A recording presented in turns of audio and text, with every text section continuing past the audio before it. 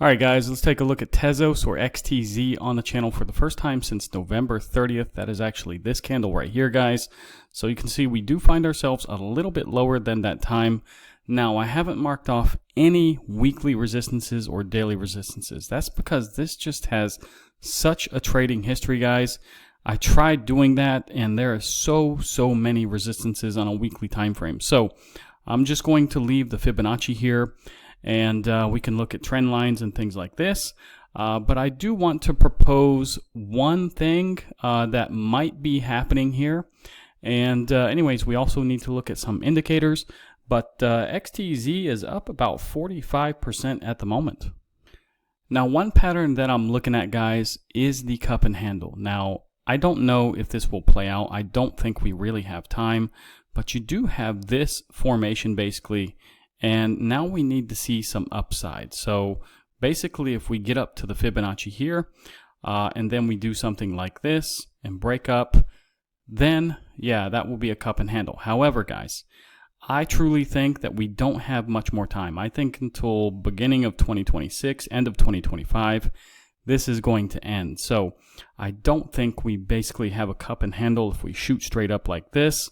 We need something a little bit more curved here. So maybe this could still play out, but I just don't think it will. Now, if it does play out, let's just say that this is a cup and handle. Now, we're going to draw a line from here, and let's see, let's move this over to about where it should break out. And that means the cup and handle should take us up to about $17. So I don't know, guys. I just think, again, like I said, we don't have that much more time, but if it plays out, $17 is the target. Now, taking a look at the volume profile, guys, you can see we are right up against basically this point of control, and we are slightly above that right now. We're about 3 cents above that, but we could still get a rejection here. Basically, we are right in the middle of this candlestick. We need to get above about $1.21 to get over this hump, and then basically once we get above about $1.57, let's say, the volume really drastically drops off. Now, it will go up pretty fast until about $2.66, and then you're going to face this little bit of resistance here. After about $3 though, guys, basically you're just going to see the volume really heavily drop off. Now, taking a quick look at the Bollinger Bands, guys, you can see the last time we had a little bit of a pop, we had a pinch down here.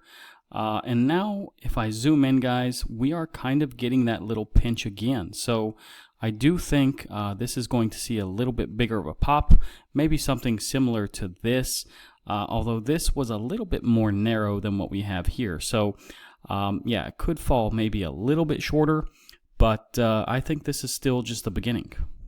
Looking at the daily Bollinger Bands too, I just want to make note that in the beginning of July, basically, you do have kind of a pinch here, and yeah, we do see a pretty big widening of the Bollinger Bands at the moment. So yeah, I think on a daily time frame, this has already taken place. It's just now up to the weekly time frame to get that pop, and I think the longer the time frame, the better. That's what we're really concerned with a little bit more here, more long term than short term, because we still have about 3 to 6 months, I would say, in this bull run, and that's still pretty long in my opinion. Now, looking at the RSI and stochastic here, we do have a pretty good monthly RSI and stochastic. They are both pointed pretty heavily to the upside.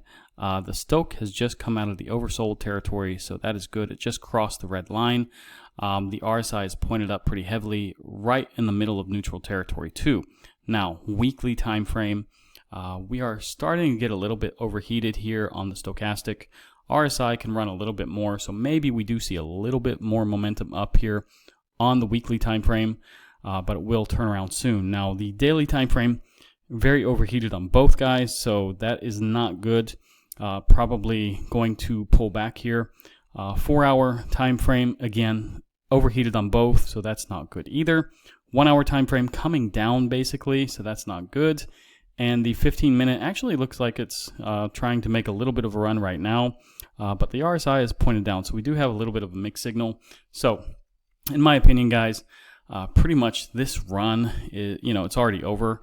You can see it's been pretty flat since it's hit about $1.06. So yeah, it's really struggling with this resistance right now. So yeah, I don't think it's going to head up much higher, at least here in the short term or medium term. Long term, yeah, I do think, you know, Tezos will probably go up. But a lot of people have mixed feelings about Tezos. I just want to go ahead and say some people think it's a dead project. Me personally, I think it's okay. One more indicator to take note of, guys, is the MACD, and you can see that basically we do have a dark green candle here that has just formed. The blue line has actually got a bounce off the red line, so that's good too. It did not cross. So yeah, we are starting to see a green period again, a darker green period, at least on a monthly time frame. The weekly time frame also starting to get a little bit of a green period here. The blue line did cross the red line a few weeks ago, so that is good, guys. The daily time frame, let's see, it has had a green period since about June 28th. So yeah, I do think, you know, if we look at the local high here on this blue line, it was what, 0.24 basically.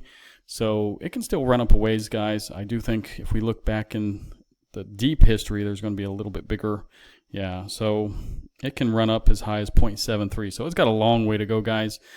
Basically, the momentum is up according to the MACD on the monthly, weekly, and daily time frame.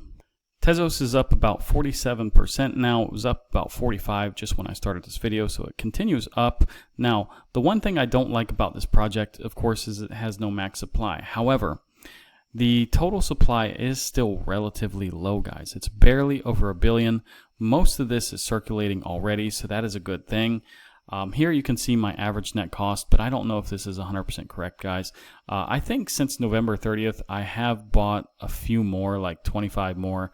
Originally, I did have 100 flat, so I have bought a little bit more. I just forgot when I bought it, guys. Now, if we go to the all-time high, I remember this, it was $9.12, so you're sitting about 88.8% down at the moment, guys. So, in my opinion, when something is down this far and it's an older coin, probably not going to make its all-time high. But if I had to guess, you know, I think I could be happy with about $5, $6, or $7 here. Now, before I go a little farther in this video, guys, you can claim bonuses on some of my favorite crypto exchanges below. I have partnerships with 10 exchanges, guys. If you use my links, of course, I do get commission, and it's what helps keep this, you know, channel going. And yeah, you can also sign up for Moodix here. You can get a free 7-day trial, and you can follow me on X here, guys.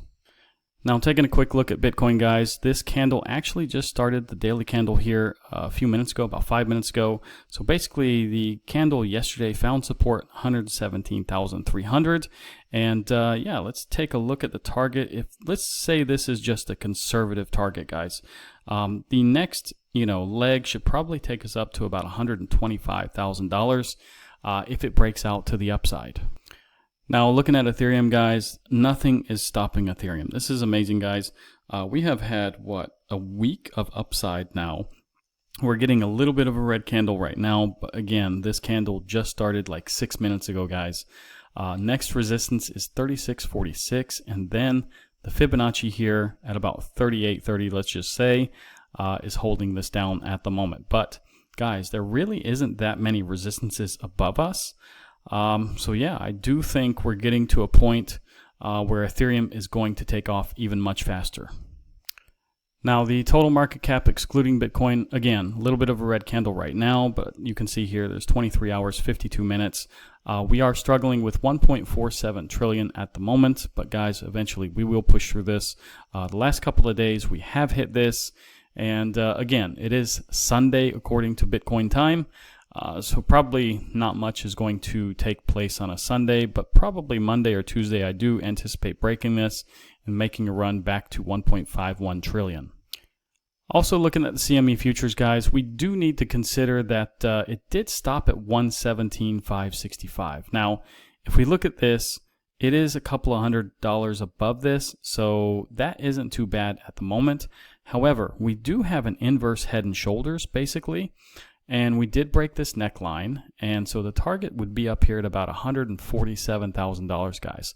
So keep that in mind. You do see the left shoulder, we have the head, we have the right shoulder, guys. So yeah, we technically have on the daily time frame inverse head and shoulders here. Now, at the beginning of actually today, where I'm at, but according to Bitcoin yesterday, we were getting support here on the dominance at 61.76. However, by the end of the day, it did break down, getting a little bit of a green candle right now, as you see, but we are below this line, so that is actually a good thing. Next support is 60.46. Now, I have been saying, guys, once we break 60.46, I will say we're having an altcoin season. Now, the USDT dominance, we did get a little bit of a red candle yesterday, almost a little bit of a doji candle though, nothing really of significance, basically kind of going sideways the last several days, but 4.31% is resistance now at the moment. 3.8% is the support, so let's see where it ends up. Now, the dollar index, like I said in the earlier video today, did get support on Friday at 98.21. But yeah, like I always say, a stronger dollar index here means a weaker Bitcoin and vice versa. Now, the altcoin season index has gone up from a 41 a little bit earlier today to a 47 now. So we actually cooled down from a 49 to a 41, now back to a 47. So this is looking a little bit promising. Now, what's really unexpected for me is that only 147 million have been wrecked in the last 24 hours. Earlier today, we saw a lot more. I think near 450, 500 million had been wrecked. So this actually cooled down pretty quickly. Now, fear and greed, we need to update this because it should have updated about 10 minutes ago. And it's a 72. So basically, we have been between about 72 to 74, I think the last like 5 or 6 days, guys. Now, bull market peak indicators, 0 from 30 have been hit, still 100% hold. The Pi cycle top indicator, again, still very far from crossing, guys. This week, guys, on the economic calendar, we have US leading index on Monday. Tuesday, we have a couple of speakers. Powell is speaking too, so that's going to be quite important. Wednesday, really nothing. Thursday, we do have jobless claims and PMI. And then Friday, we have core durable goods, and we have Atlanta Fed GDP now, guys. So not too much next week, when it comes to the economic calendar, but maybe what Powell says could be the most important thing next week. Yesterday, we ended with the positive sentiment here. For the week, though, it was slightly negative. For the month, we are still negative, but the year is still positive. Now, the sentiment is still risk off, guys, but the trend is sideways, but that is kind of fading. So I do think we're going to see risk on here shortly. But yeah, we have to see what happens next week. Now, if we go to the FedWatch tools, 96% chance that we're not going to get a cut. Now, keep in mind, there's still about 10.5 days until the next FOMC meeting. Now, if you go to Polymarket, guys, you can also see the chances are still roughly the same. But yeah, Jerome Powell out as Fed chair in 2025, or, will Trump fire Powell by August 31st? I think this went up maybe 1%. You can also look at the Fed decision in July, September, October. So, if you're familiar with this website, guys, you can make bets here. I don't recommend it, though, of course. But, sometimes these chances are, you can kind of see things in advance. I'm just going to go ahead and say. Now, according to Trueflation, we're pretty much at the goal of the Fed, so I don't know, again, what Powell is waiting for at 2.06%. Now, crypto bubbles, guys, XTZ, you can see here, now 44%, so yeah, it did go down just a little bit since the beginning of this video. We are having a pretty positive day.